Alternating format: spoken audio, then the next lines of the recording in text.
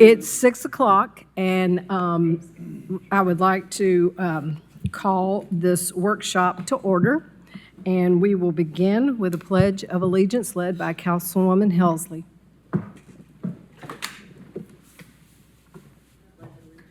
To the flag of the United States of America, and to the republic for which it stands, one nation, under God, indivisible, with liberty and justice for all.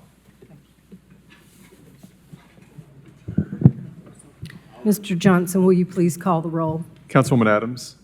Here. Councilman DeBartoleben. Here. Vice Mayor Fugit. Here. Councilman Grant. Councilwoman Councilwoman Helsley. Here.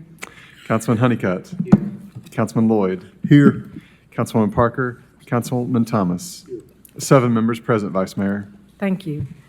Thank you so much to the Planning Commission staff to come tell us all about planning. You get to be the first workshop of this new city council. So, and one of the things that we all know, and you know all too well, is there's a lot more land use stuff that city council deals with than the average citizen would think we deal with. The average person that runs for office thinks they will deal with. So, thought it'd be really nice to get all that's coming up. And Amy, I appreciate you being the first one up and meeting me a month or so ago and pulling this together so quickly. So I'll turn it over to you. Thank you. Thank you, Vice Mayor. And we are honored to be the first on your agenda for these workshops. So you all know me, but Amy Brooks, Knoxville, Knox County Planning. I have brought several of my colleagues here today, and I will introduce them. So we have Jessie Hillman. She is our principal planner, and she takes the lead on a lot of the city rezonings and plan amendments. This is also, I'll just quickly say, this is the team that will be primarily working on the comprehensive plan update as well. It will include a lot of other staff members as well, but this will be part of our core team. Michelle Porche, who you all also know, she's our planning services manager, and Allie Ketron, she is our strategic planning, communication, and planning manager. So for today, I'm going to give you all an overview of who we are.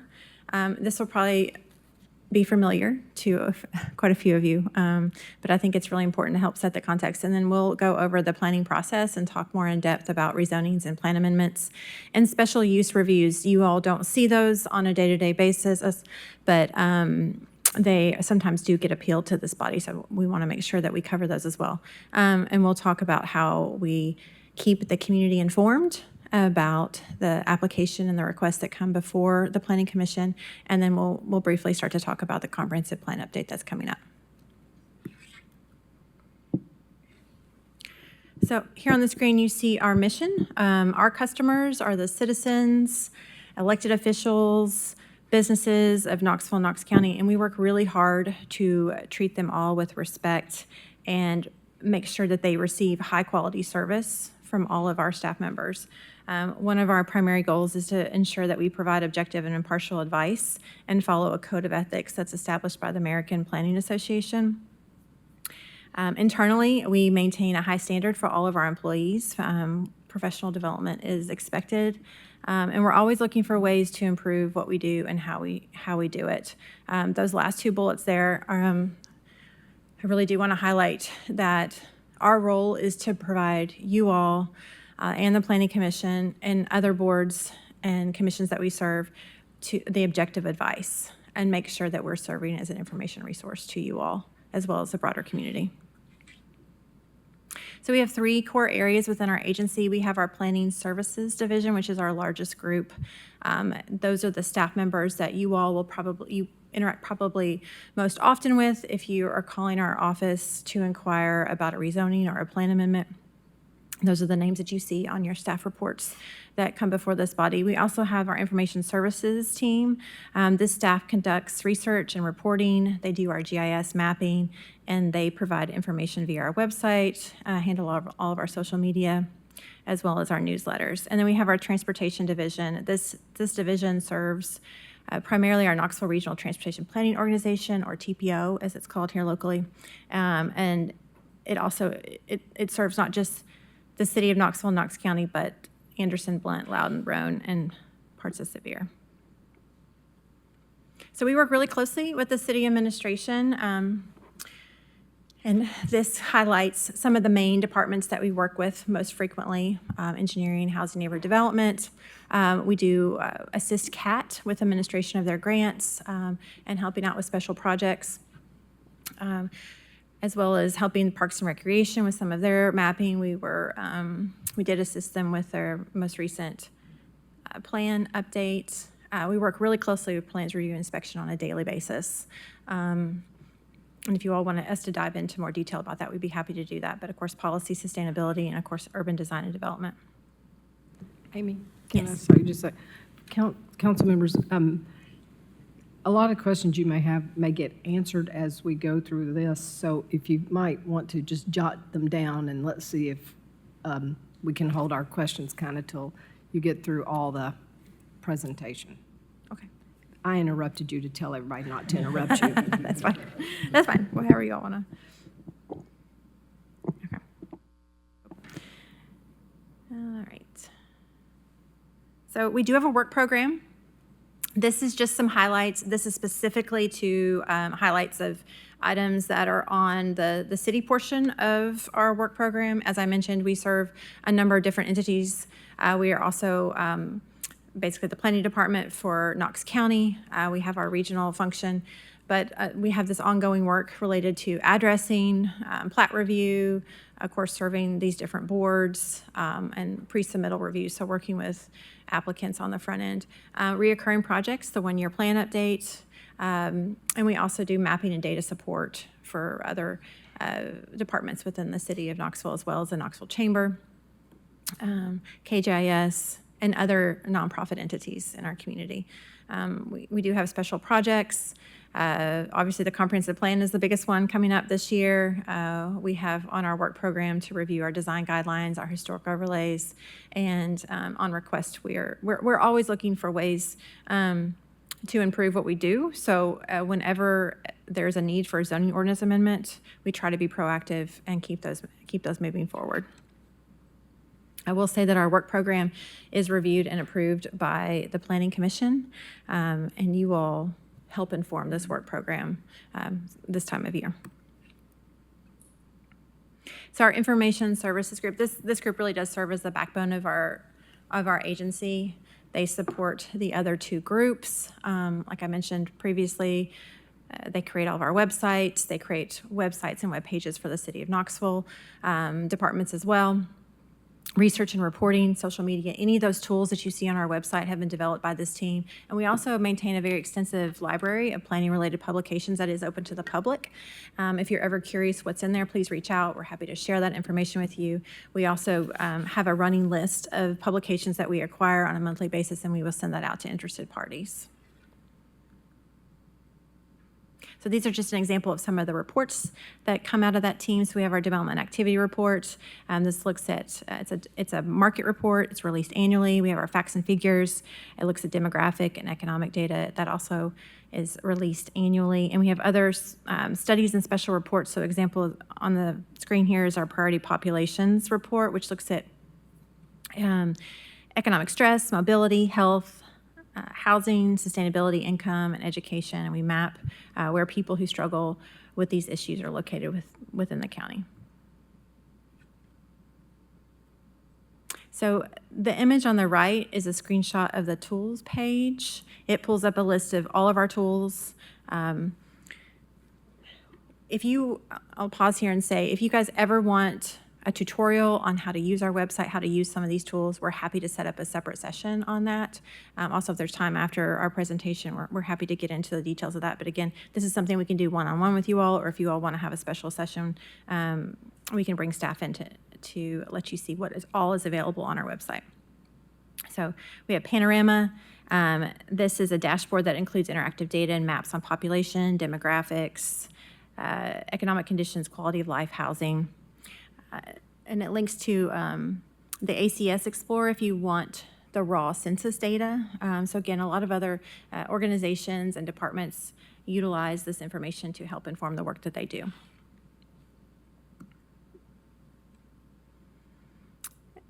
We also house the Knoxville Regional Transportation Planning Organization. This is a federally mandated organization to provide comprehensive transportation planning in a TPO planning area, and includes all forms of transportation. So not just roadways, bike lanes, sidewalks, greenways, public transit, and traffic management. The TPO has its own website. It has its own technical committee, its own board. There's Councilmember Helsley, I believe, is y'all's appointment to that board.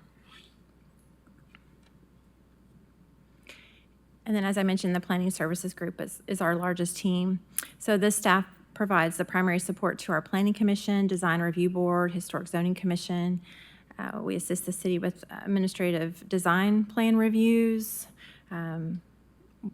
There's a lot of detail in terms of all the things that they do. So customer service, rezoning, subdivision review, site plan review, making sure that our plans stay updated. And we make sure those special reports are disseminated.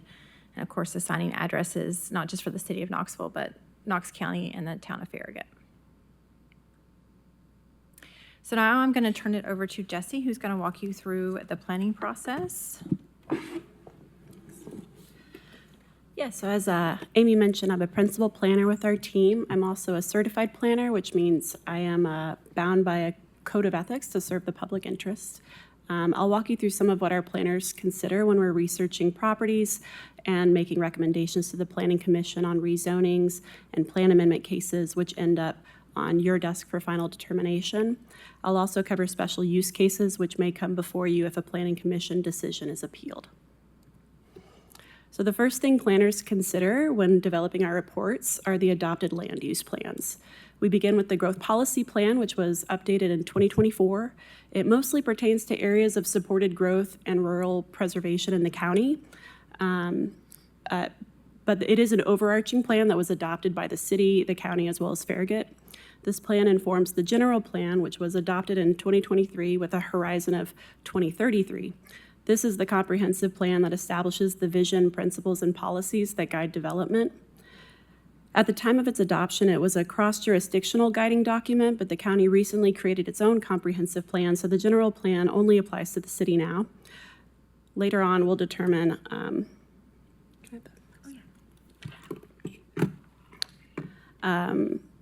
later on, we'll cover how Knoxville is going to embark on its own new comprehensive planning process.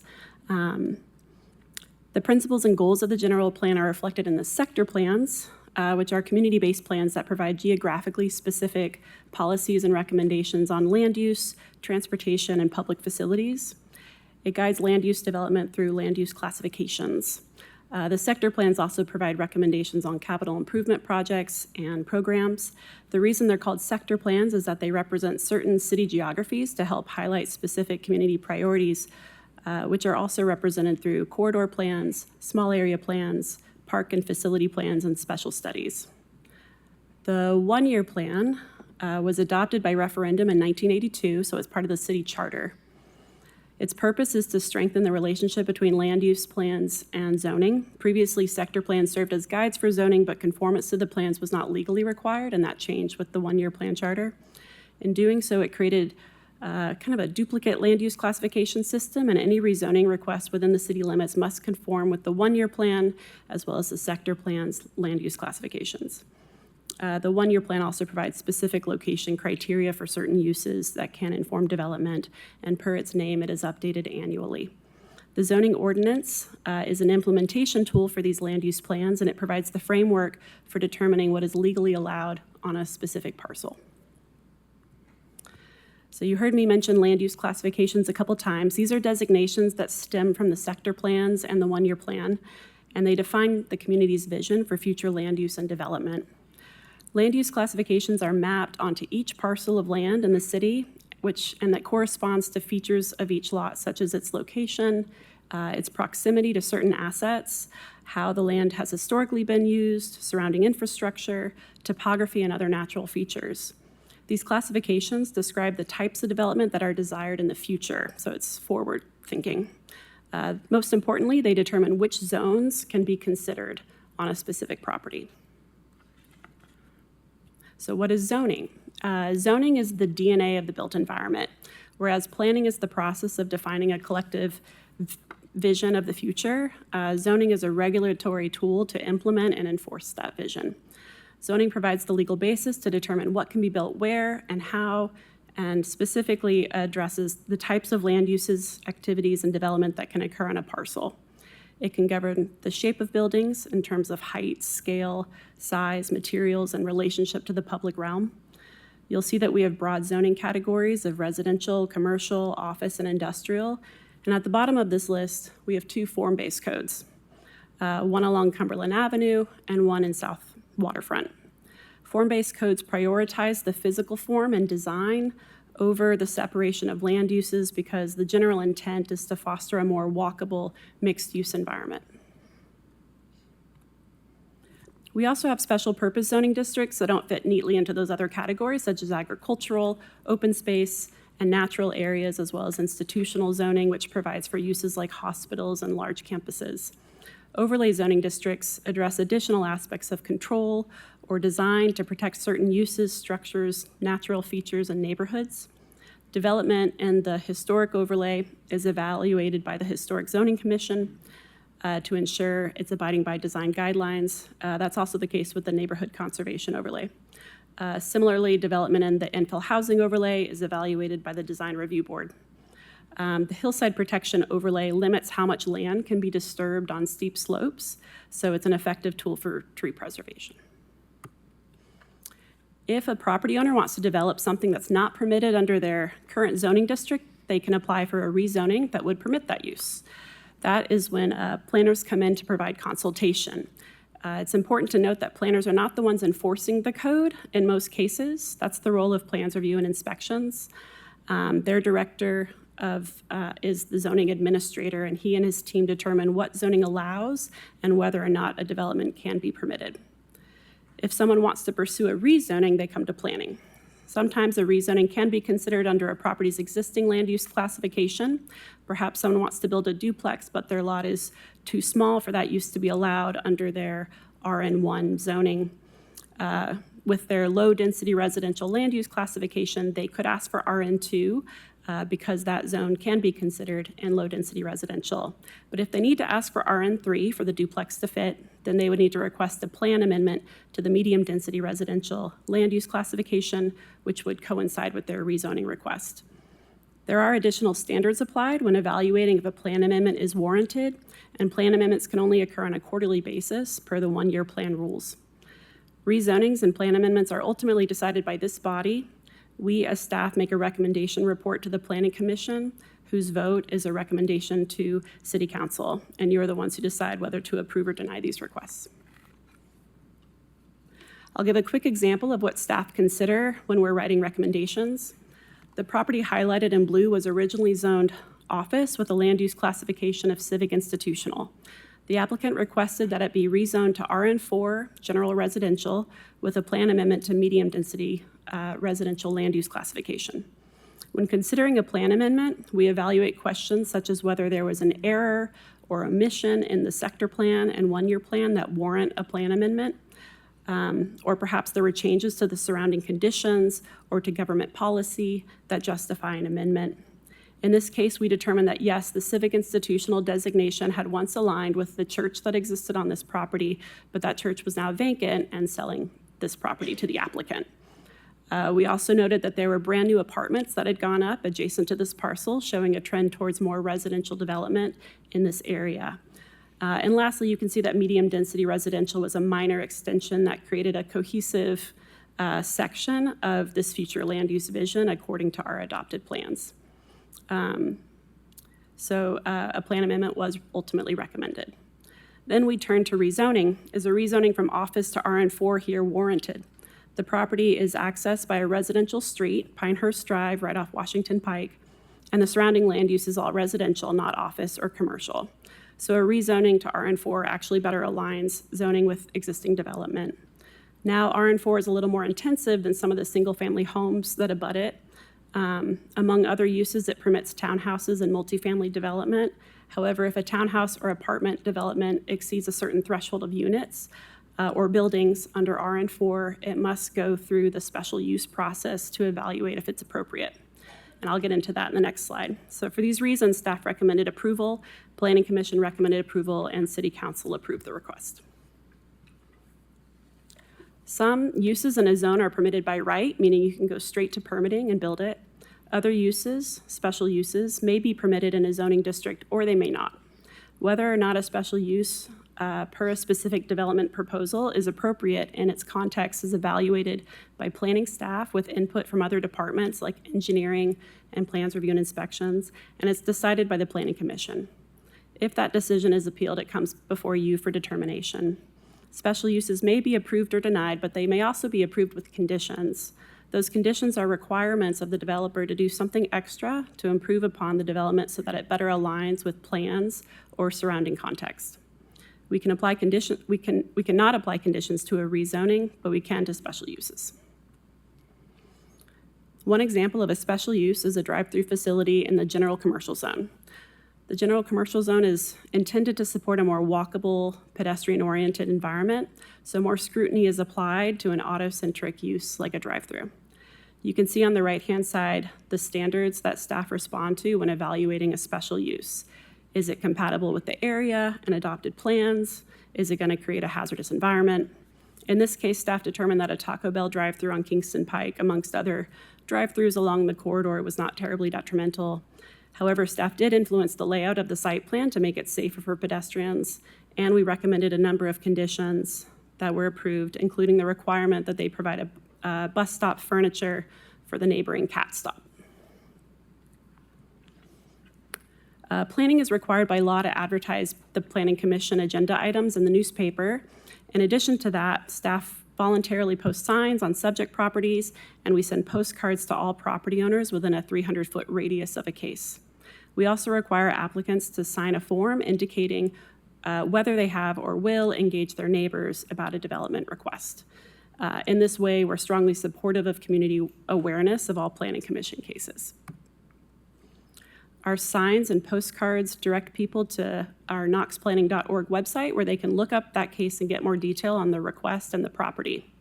They'll also see the assigned planner's contact information so they can contact us to get more information directly.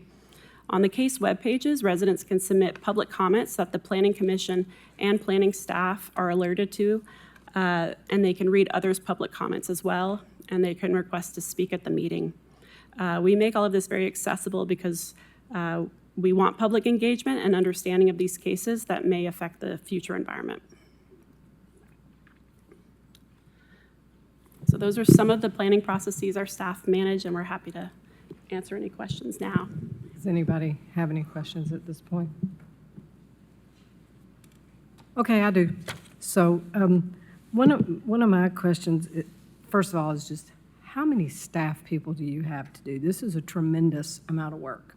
Just kind of curious about how many people are planning staff that have to support three branches of government, or three governments. I believe right now we have 34 staff members. So around 33 to 34 total staff for the entire agency. It's a lot of work for 34 people. And my other question is, on the one-year plans, because we've talked about this a lot in the time that I've been on council, is how current are we on? I mean, that's a lot of frequency to have to keep redoing these one-year plans, and I just wonder how we're doing with that, because sometimes it feels like to me, and I'm glad we're having this workshop, because it feels like to me sometimes community members feel like something's in, yes, it's kind of what's we want to happen, but it's in conflict with the sector plan. We hear that a lot. Can you speak to that for me? Well, the one-year plan is updated annually, Right. but we're not necessarily making wholesale changes to it. We're just making sure that it is aligned with Okay. the zoning code. You So want to speak to, you want to speak, because So it just came to the sometimes process. planning staff can recommend things, but a neighborhood or something could find something to say that does not meet. As part of the one-year as plan? part of the one-year plan. That's not typically how, or at least in recent years, the one-year plan has been utilized. Okay. That doesn't, no, but- I'm just saying, that doesn't necessarily stop us from hearing people say that. Yes, and Jesse, do you want to speak to we do have public meetings. They're Right. not well attended, I will say, related to the Yeah, one-year plan, yeah. but. I mean, I'm not trying to pick, I'm just trying to help us understand. There are things that we're going to hear when people come before us that sometimes gets a little, well, this says this and this says this, and I'm just trying to help us get an understanding of how that all works together. Yeah, so the one-year plan is updated annually. There are no major updates proposed this year because we are embarking on the comprehensive plan, which is where we'll kind of update everything as it pertains to future land use visioning. Okay, thank you. I have a question connected to that. Because of what you just said, we're getting ready to embark on this. Is there going to be a philosophy that we have in regards to when there are misalignments that we're just saying, like, we're waiting till the comprehensive plan is done? Kind of up to each person's vote. I mean, Charlie, right? I mean, it's not, we as a council don't necessarily talk about that because I think that's our independent judgment as council people voting on something. Those of you that have been here, do you disagree, Charlie? Okay, thank you.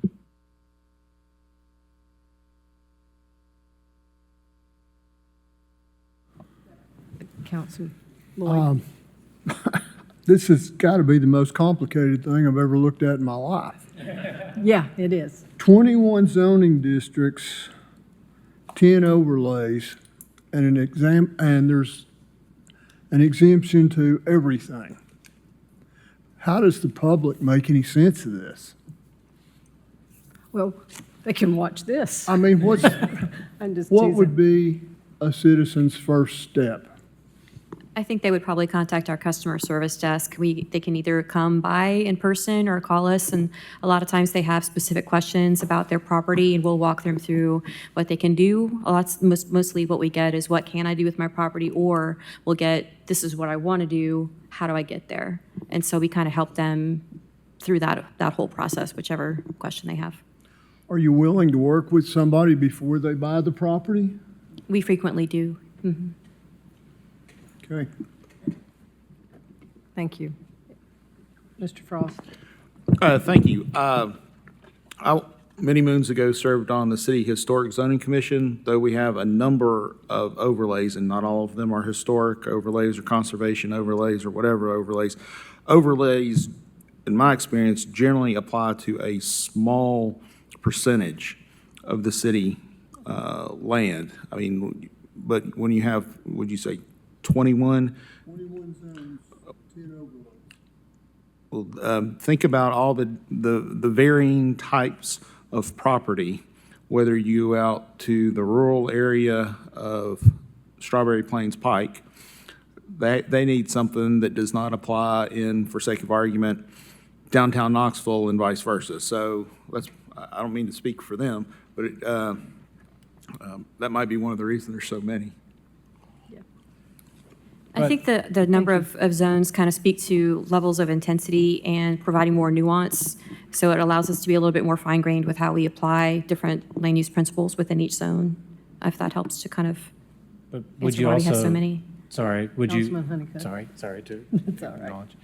I mean, again, this is a workshop, right? So Yes. there's no bad questions No until bad I ask question. it, probably, right? So We'll let you know. that's fine. When It's- they turn this off. is being broadcast, so I'm Yes, sure yes, it it'll is. come back to bite me. But first of all, thank you guys so much for all the work you do, and working with you in different capacities over the years. You guys are incredibly professional, and as a city, we should be very proud of the department that you all run and what you have. So thank you for what you do and the way you do it.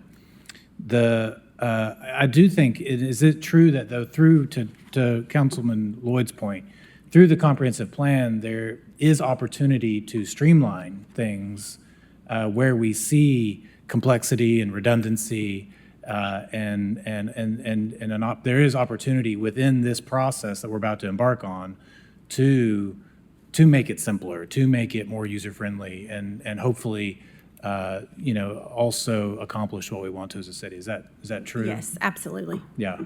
So I think I agree. I think that, there are varying degrees of complexity, when you look across different cities. And the process we're about to go through is a good opportunity to hopefully streamline some things. Councilwoman Parker.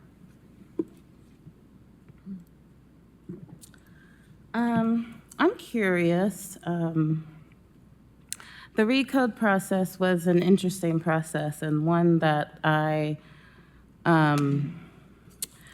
was viewing and somewhat participating in as from the outside. It was before I was on council. But I wonder, that process in mind, my question is, we have certain uses limited to certain zones. And I'm just curious how much what we currently have in our zoning code is based on, recommendations coming from your professional opinions, and how much of that is based on maybe, community input and reflecting what the community would like to see, and city priorities and reflecting that, or maybe it's a mix of all. I'm curious your thoughts on that. Councilmember, I would say it's a mix of all. So the update to the city's zoning ordinance included many public engagement sessions. It was a pretty robust process that took several years to get through, but it also did take into consideration the plans that we went over. So the sector plans, the general plan, looking at the one-year plan.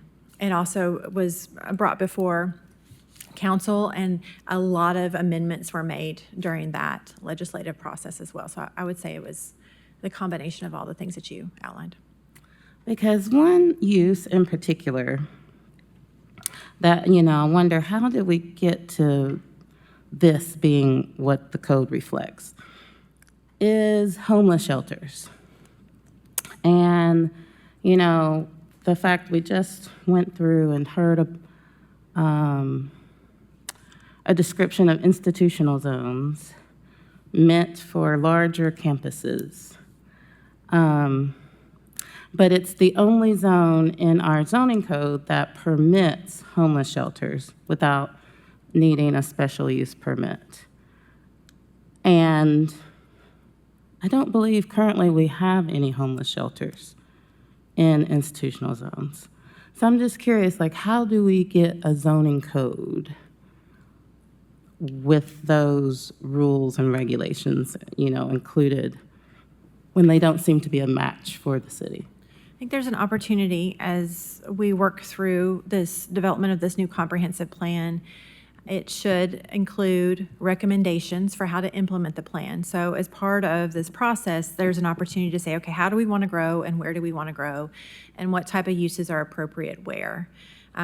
So it sets that vision, those policies, that directive, and then the next step in the process would be, okay, in order to implement this plan, these are the different steps that need to be taken. And we would envision and know from recent experience that what an outcome could be is we need to update our zoning code to do X, Y, and Z.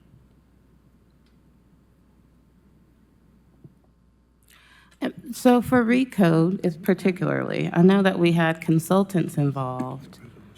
Were any of those consultants, able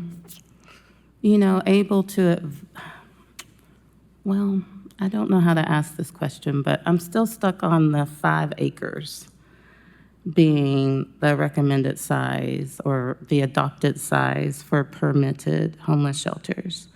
It's as if the city is adopting a policy position that we want to see large homeless shelters only in the city, large populations, which seems to conflict with other areas of our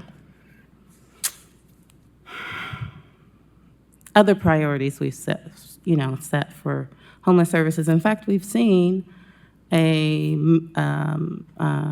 CARM move some of their services to another part of town so that there's not so much concentrated in one area.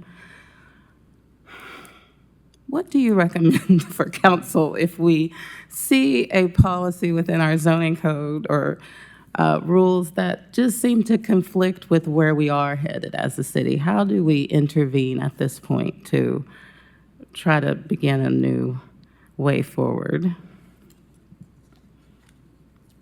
Will it happen through the comprehensive planning process? Do we have to propose a question or a? I mean, I think that's one opportunity. When you think back to when that code was developed, that at that time, and I can't, Councilmember, I can't speak to off the top of my head right now the details of how that institutional zone came to be. I'd have to look back at notes and maybe consult with some other folks who were engaged as well.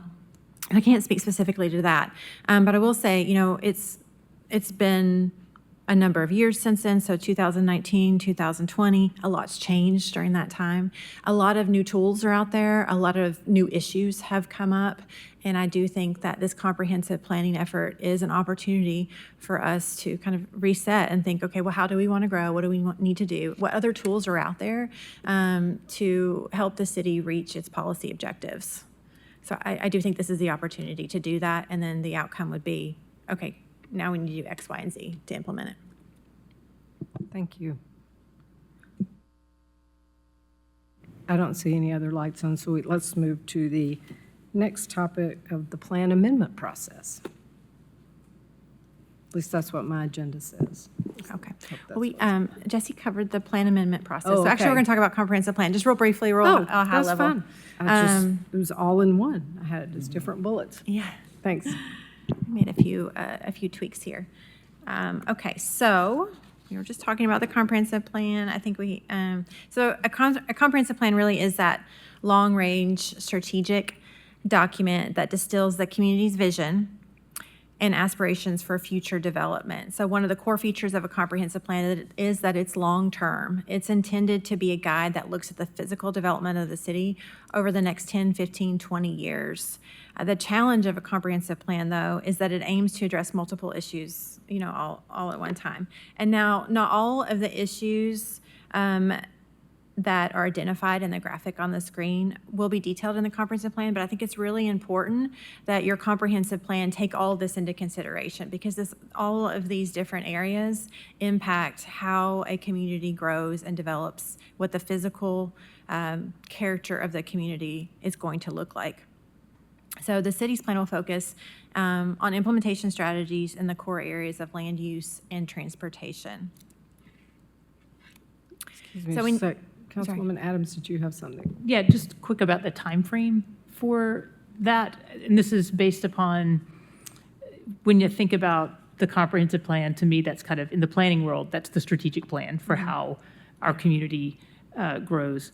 And in other fields, strategic plans are getting shorter and shorter because they are responding to situations becoming so dynamic that they need to be shorter in their time period. Is that something that is also true in the planning world? Yes, no, and what is, do you know yet, the specific time frame that our comprehensive plan intends to cover? I still think that the best practice is to look out into the long term, like because one key piece of information that we use to inform our plans is that population projection. So, and those are looking out pretty far into the future, so 10 to 20 years. However, you need to be looking at your plan more frequently than every 10 to 20 years. So I would say every 5 years, you need to be taking a look at your plan and at least giving it a minor overhaul. Every 10 years, a complete overhaul. But then if the community is changing in a way that, hey, in 2 years, you need to be able to be flexible enough to say, okay, we need to make changes now because this is the direction that we see we're going, and we need to make sure that our tools are responsive. Yeah, I do think ours got exacerbated by this explosion of population in the last few years that accelerated the need for. And planning more quickly. I don't see that slowing down, so. Just for a reminder, will you remind everyone how old our current plan is? 2003. 2003. Yeah. Right. This is why we Yeah. wanted it, this is why council has wanted it for quite a number of years, and I'm glad that it's all worked to make it onto the plan. The other thing, I mean, council asked, but really, it comes from the administration, the actual request for what you work on. It comes from the mayor's office of the city and the mayor's office of the county. So we do not directly request, we speak to the administration with our priorities, and because you have to do a work plan, and they're the people to authorize the work plan.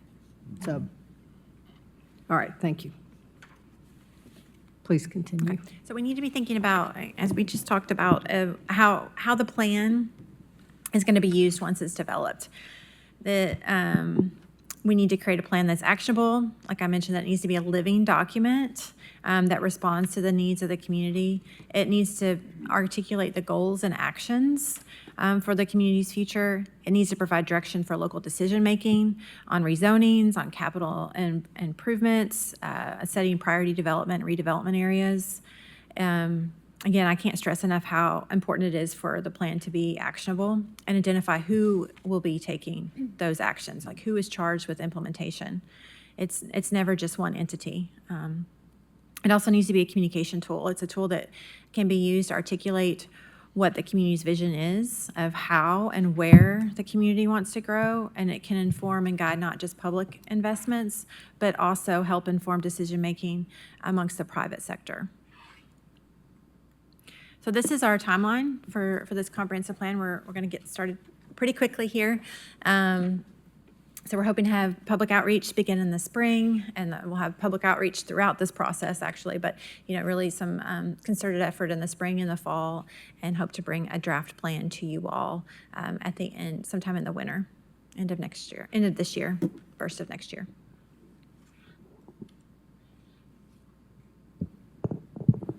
Councilwoman Adams. Has the consultant been selected yet, or is that announced yet? No, they have not been selected yet. How about Councilman DeBoard-Layton? You haven't asked a question yet, so we'll let you go first. Thank you. Welcome. I have a question about how closely will our land use plan match our transportation plan?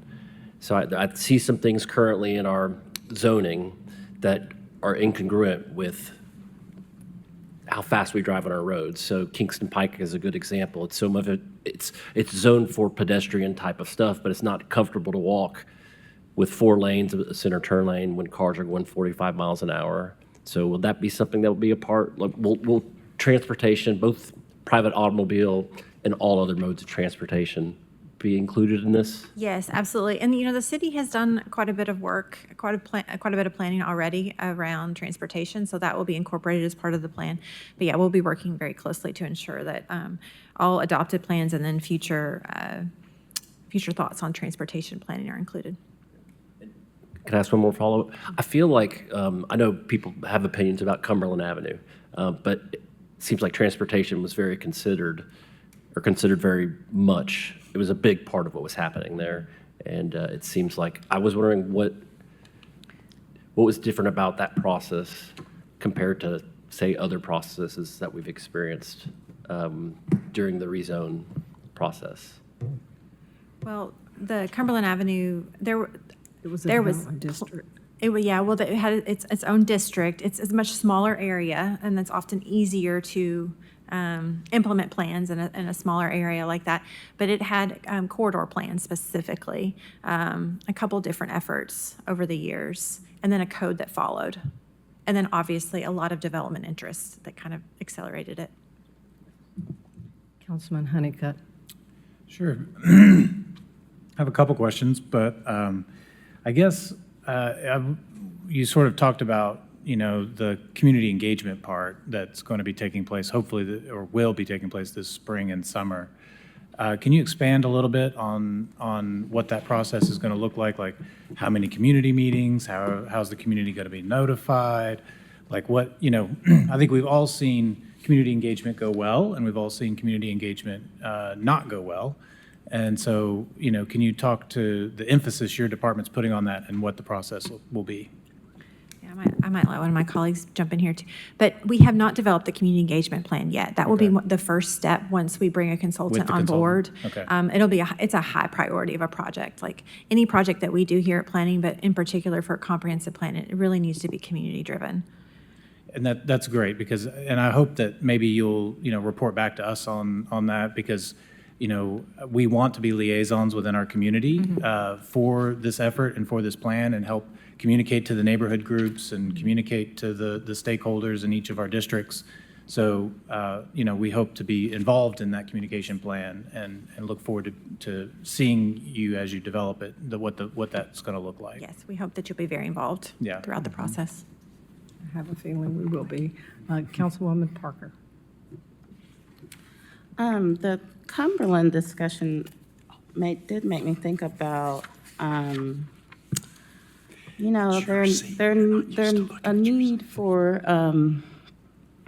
maybe a more discussion of the form-based codes, and with that missing middle and kind of what the city has hoped to achieve through the adoption of both. And it's kind of, allowing space to think about what's the future of these codes. Are we looking to expand them, move them to other areas? But we don't talk much about the purpose of them. They were adopted before I was on city council, and I think that could use a little discussion. Thank you. Councilman Thomas. Yes. My apologies for missing you. That's okay. You're not used to looking at the In seat my own you seat, usually look yes, in. Okay. Thank you, Director Brooks, and all your staff. And I really appreciate what you guys do. It's an often daunting responsibilities that you take on. So thank you. My question is, we went through the recode process not that long ago, and there was an extensive public process on that. And I'm looking for some context. How will this differ from recode? And will it cover areas that recode didn't? Is there a real need for it since we relatively lately finished recode? So if you could just kind of give me some context on that, I would appreciate that. Well, so I'll start, and then if anyone else wants to jump in, you can. So the update to the recode was updating codes, which is really different than a comprehensive plan. A comprehensive plan is setting the stage for what codes will look like in the next iteration, so 5, 10, 15 years out. So how do we want to grow and where do we want to grow? It's much higher level, a bigger picture look at the community as a whole instead of district by district, zone by zone. Okay, will there be, you said that, recode basically was focused on codes. Will there be like a wholesale revamping of the codes that recode addressed? I would not envision that you would need to do a wholesale revamp of your codes. And it would, but I do think that coming out of the comprehensive plan, you're gonna identify some amendments that you might want to make to your zoning ordinance, to your subdivision regulations, to ensure that your plan gets implemented. Okay, so to follow up on my colleague, Deberladeban, if I got his name right, I'm still working on it. I'm doing better. So is this more likely to encompass, for example, broader issues like transportation? Yes. Yeah, okay. Thank you. Thank you. Any other questions of anyone? Oh, sorry, Councilman Honeycutt. I'll get better when we do more of these. Those of us in the corner kind of, we're hiding. Yes, y'all are. Yeah. I'm going to have to look left and right a lot. Real quick, this probably goes back to the community engagement part, but I hope that as part of that, you guys are also, considering a public relations strategy, a media strategy, and that kind of thing, and that'll be part of that community engagement component. And this, again, may be part of something you'll answer when the consultant's on board, but will there be sort of an advisory board or sort of a group of stakeholders, a community member stakeholders that are part of your team or part of the advisory part of this? Like, will it be just you and the consultant? Like, how will there be community stakeholders or some sort of task force put together that is sort of part of this process? We haven't worked out all the details of that, but yes, that is very typical. It's not going to just be our staff, our planning staff, city staff, and the consultants. We will help project manage Yes. the whole plan, but we will need extensive input from a number of different groups and entities, including this body along the way, Planning Commission, and some form of a guiding committee as well. Guiding committee. Or maybe multiple committees. Right, okay. Thank you.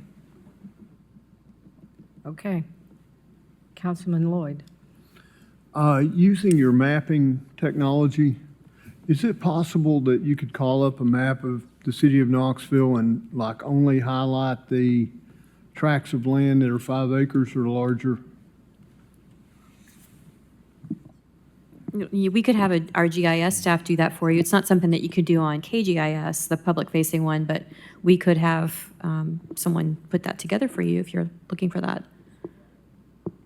I would really appreciate it. I think that'd be helpful, especially with the interest in homeless shelters that we're seeing right now. I mean, I'm getting calls about it every day. And it would be really nice to have an idea of where they could be located at. Thank you. Thank you. Councilman Honeycutt.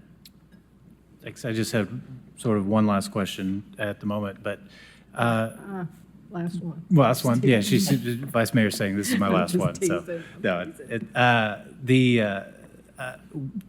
hopefully this is a softball question for you guys, but I mean it in all sincerity. To you all, I mean, what defines success coming out of the comprehensive plan? Like what means we have done this process successfully? What means we have a successful comprehensive plan to you all at the end of this process?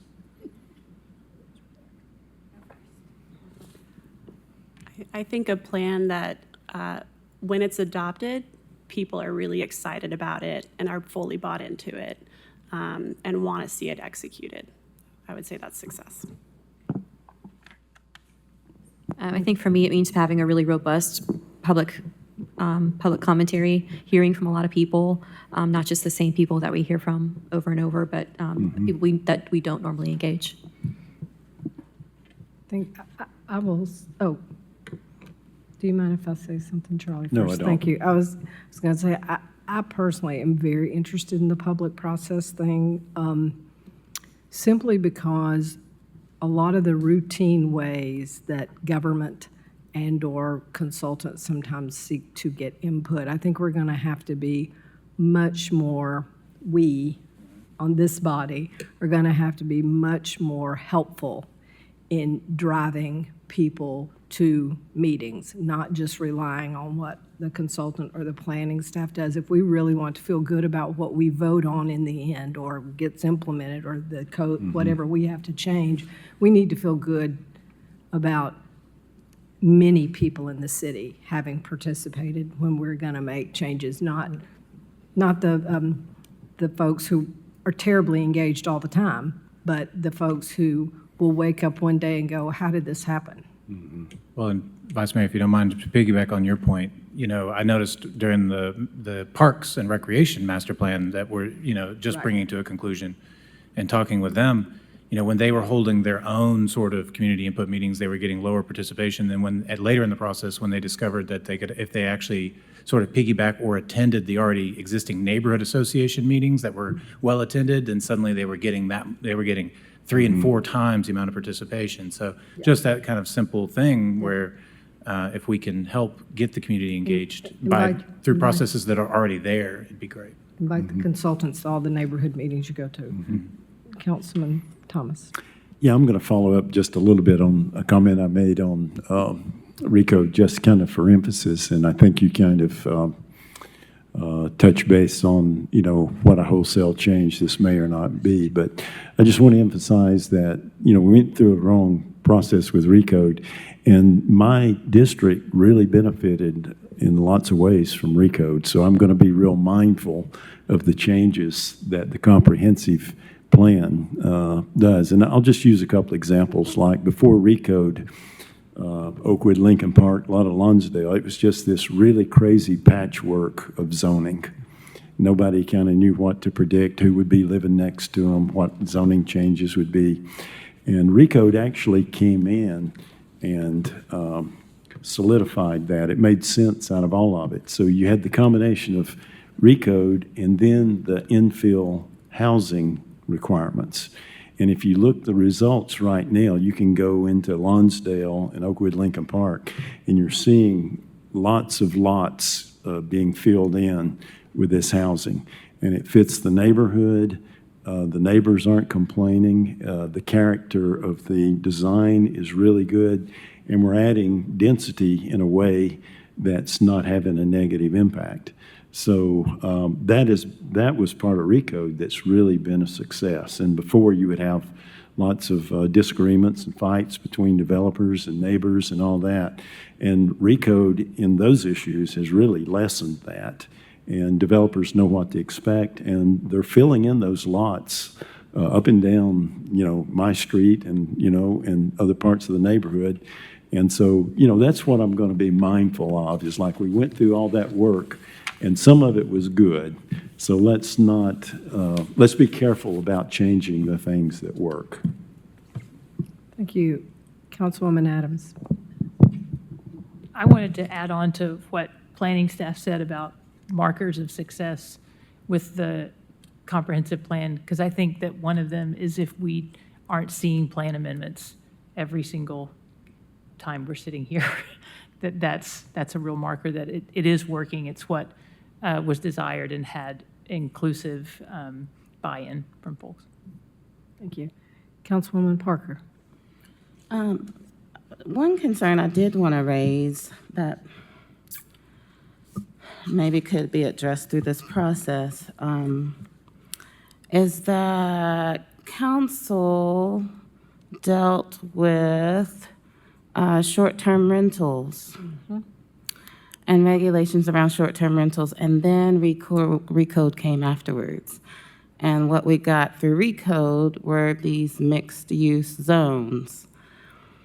And I know I've approved a lot of changes, or what I would consider a lot of changes to the industrial mixed-use zone being one of the most popular ones, not realizing that those units may be able to register under the commercial short-term license versus the residential owner-occupied. And so that's just one thing that I'm becoming aware of and think we should be mindful of Yes. as we move forward. Yes. Thank you. Councilman DeBarda-Layden. I will echo that. On Island Home Avenue, there's a newer complex that is across from Trailhead, and something like 11 of the 25 units are short-term rentals. So instead of creating a neighborhood, you're creating something else. The same thing's true in 4th and Gill. There are like 40 townhomes there. Over half of them are short-term rentals, and they are allowed to by right because they're CG2, and they're allowed to be non-owner occupied short-term rentals. So I think it's a great opportunity for us to include this in a plan. So. Well, one thing that I know we had talked about for perhaps the internal auditor to do for us at some point with, for the city, is look at how many do we have? Are they all permitted correctly? And I think that would also help us as we begin to address, do we need to do anything about our regulations that don't violate state law, dealing with that? Well, I don't know, but our attorney, Mr. Frost, will make sure we don't break the law. But I do think that that's, but we cannot not allow them by state law, correct? Yes, there was legislation a few years ago. I think a lot of it was driven by how the city of Nashville, or maybe Metro Nashville, was taking their opinions about short-term rentals, but I think they do have to be allowed in some circumstances. The city law department stays on top of the requirements. Right, but point of that is, there's nothing that says we cannot look at, now that this has happened, do we need to look at where they're allowed? Is what I'm basically hearing you say, Ms. Parker. That what we can do as a council, even before the plan is done, is look at what zones, that kind of stuff, we can have them be allowed in if we want to, when and where it's appropriate. We cannot just say we won't have them in the city limits, but I do think we can talk about where they're preferable to have. Okay. Is it possible, Councilman and this Adams. may be a question for legal, but in that same kind of solution mindset for how to keep accommodating them but not have them be the only thing that is in the neighborhood, is it possible to have some type of percentage that is applied? Thank you.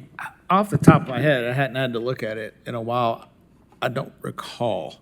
The city has on the website right now a list of all the permitted short-term rentals, including their addresses and everything. And then we have the situation where you can have somebody stay in your own home, and then you have, I guess, depending on the zoning, you can have it all the time, a short-term rental. The only places that have effectively stopped them are places that are have deed restrictions, covenants and conditions that disallow them, and that actually gets litigated by people who want to put in short-term rentals. There was something up in Granger County, maybe. On the lake. Yep. It's been in courts for years about whether or not the deed restrictions in this neighborhood allows them or not. Generally speaking, the newer the development, the deed restrictions will be newer and will have come in after short-term rentals have really started. It's when you have the deed restrictions, for sake of argument, 20 years ago, before short-term rentals really began, that could have holes in them that people who desire to have short-term rentals try to poke. So we're going to make it worth Deputy to the Mayor, Ms. Balls, make it worth her time to have come to this workshop. Could you come up and talk to us about that, please? Hi, Cheryl Ball, Chief Policy Officer for the City of Knoxville, and I happen to be the one who works with our legal team and our revenue team on short-term rentals. So when you have those specific questions, you're welcome to reach out to me. But more broadly, with regards to the conversation that you all are having today, the City of Knoxville, City Council specifically, put into place a short-term rental ordinance, and 1 year later, the state of Tennessee preempted that ordinance. And so the ordinance that is technically on the books, we're not allowed by state law to follow. We have to follow the state law. We've done multiple workshops for this body regarding short-term rentals. Happy to do another one. MTAS is a fantastic resource for us on this. Here are a couple of just snippets so that you have that, and I'm happy to dig in with any of you individually, or like I said, to do a workshop or whatever is helpful. When the state preempted the city, they said what we can and cannot do with regards to enforcement. It's all about enforcement. And so I think that what we have to recognize is that if we don't have an enforceable rule, if you could have very limited capacity to enforce a rule, it doesn't matter where it is if you can't enforce it. And our ability to enforce the rules that we have, even that are allowed at a state level, are quite challenging to be able to enforce. It's very difficult. Happy to get more granular than we're talking about today, but that preemption from the state was a result of multiple cities like Knoxville stepping up, wanting to address it, and they wanted to tell us how they wanted us to do it. One of the things is like maximum fine, correct? Is one of the you don't have to answer that, but. I'm not positive that that is actually one of the restrictions. So I do think there are some things that we can do, certainly, but anyway. Okay, so sounds to me like when we do our next prioritization, we may want to make this one of the things we want to talk about. Ms. Parker, Councilwoman Parker. Yeah, and I just wanted to clarify that my suggestion is not that we return to that ordinance or try to, preempt the state preempting us. Yeah. But really, that this new zoning that has brought some, excitement and some cool new developments to Knoxville, we might need to think about how we approach it moving forward. And proximity to current residential neighborhoods, is it a buffer area? I don't know, but if we are stymied, I'm less excited to see a lot more mixed use. And one area I know, like Sutherland is one area. I was a part of approvals to that mixed zone from a residential, or it might have been from an industrial, but in a residential area that could continue to be a residential area with maybe neighborhood commercial rather than potentially being suspect to a lot of Airbnbs. Are there any other questions? I guess one. Ms. Ball, could I ask you, I'm getting back to basics now before we get to the preemption stage. So right now in Knoxville, I know it's different for downtown, but out in the residential areas, Airbnbs, we're allowed to have them, but we're also allowed to have a rule that they are owner-occupied. Is that right? In residential zones throughout the city, it does require that the owner reside on the property. It could be a separate physical structure, but they must reside on the physical property. Okay, and just for clarity, that's, right now, that's okay with the state, right? That's not a violation of state law? Oh, no. No, Okay, I just wanted to get that. we are not said. going to violate state law. No. So That is it's- not on my watch. It's if I that can help tricky enforcement, as you said, that the state law is trying to control. and- It's not the enforcement necessarily of where, it's what we do about it. What we're allowed to do about it is very limited. Right. So, one of the best things that I could do, I feel like, I don't know, you all can tell me, but would be to go through a couple of case studies with you. We have lots of them that are painful and frustrating for neighbors and city staff as well. But I would be happy to walk through a couple of case studies so that you can understand what some of our challenges are with our attempts at enforcement. Yeah, and I may actually want to do that because, and I understand kind of that there's some frustration there, but what I get sometimes is neighbors who know that the owner, it's not owner occupied, they know it. Yes. And I'm getting the idea that it's the state enforcement requirements that are So- making it more difficult for us Oh, to yes. enforce those Yes, things? Okay. 100%. That is the number one complaint that we have. And we have lots of prime examples where we know that the individual is not living at the property, but they provide us with what the state requires for proof of residency.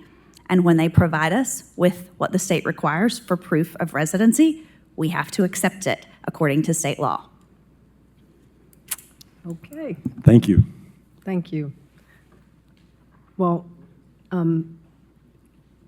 I don't see any more lights on, so I want to thank you, all of you, for coming. And this was a really nice, this is what I think is a great workshop. We get a presentation, we have conversation, ask questions, and I think we've learned something. And hopefully, y'all are getting a little hint of what's important to some of us on council as we move forward with the comprehensive plan. So thank you very much. Seeing no other lights on, this meeting is adjourned.